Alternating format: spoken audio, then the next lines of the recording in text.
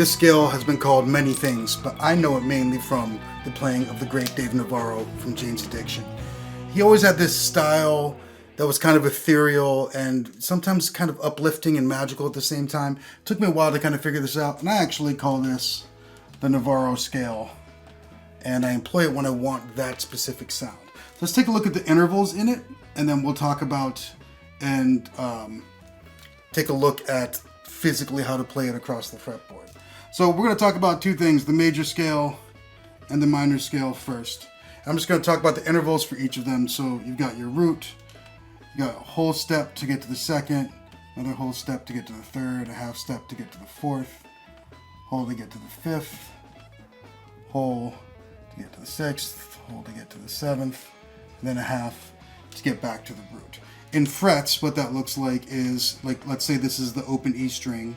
This would be the open string, the root, first fret, second fret would be the 2, whole step for the 3, half step for the 4, whole step for the 5, whole step for the 6, whole step for the 7, and then another half step to get us back to the root.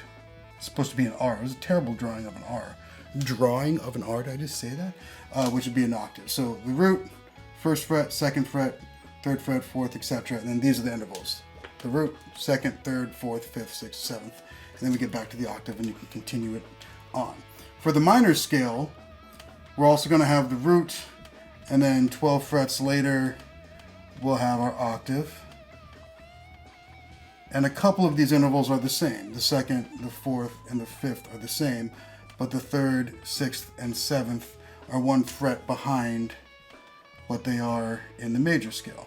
And what the Navarro scale actually does is it takes the first half of the major scale, and then here where it kind of overlaps with the minor scale, it switches over and uses the minor scale for the second half, which gives it a really interesting sound. When you're playing on the front half of the scale, it sounds more happy, and when you're playing on the back half, it sounds much more dark or sometimes kind of magical or something like that. So there are 3 shapes I always teach when learning a new scale on the fretboard. Horizontal, which is staying on a single string. Vertical, which is moving across the strings as much as possible and trying to avoid as much position shifting as possible. And then finally 3 notes per string. Let's start with our A note on the second fret of the G and go by the intervals for this scale, which is going to be a whole step, half, whole, half, whole, whole, and then we're back to the octave. Now we can play that ascending and then descending. And once you get used to that, it's good to start trying to write some melodies with it.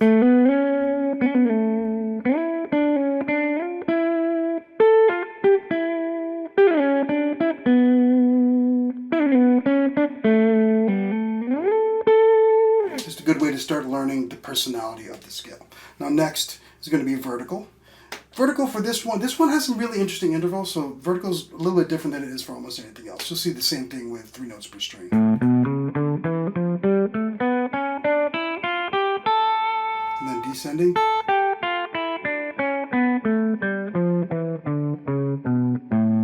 One more time.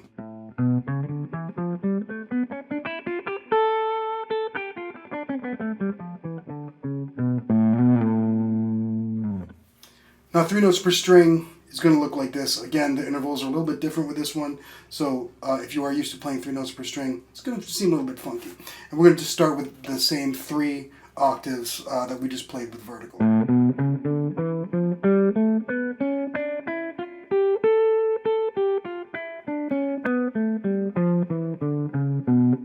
Now if we continue that,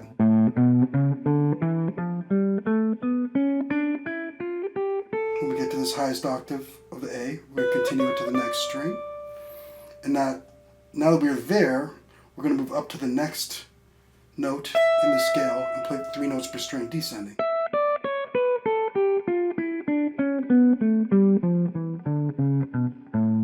With those, you can, with the 3 notes ascending and then moving up and 3 notes descending, you can string them together.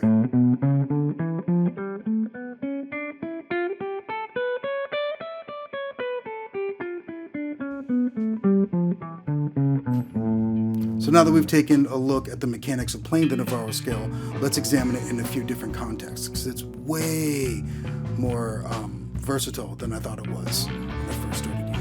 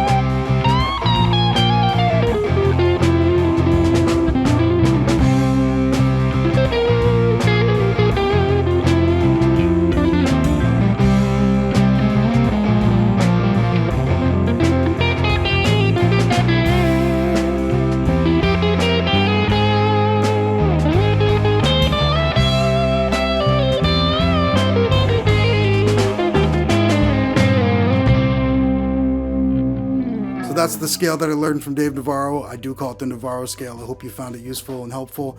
Make sure you like and subscribe so you don't miss out on anything. And there's a link in the description to my Patreon, which is completely free to join. Gets you early access to these videos, exclusive content, and access to the Guitar Chords of Avoca kit.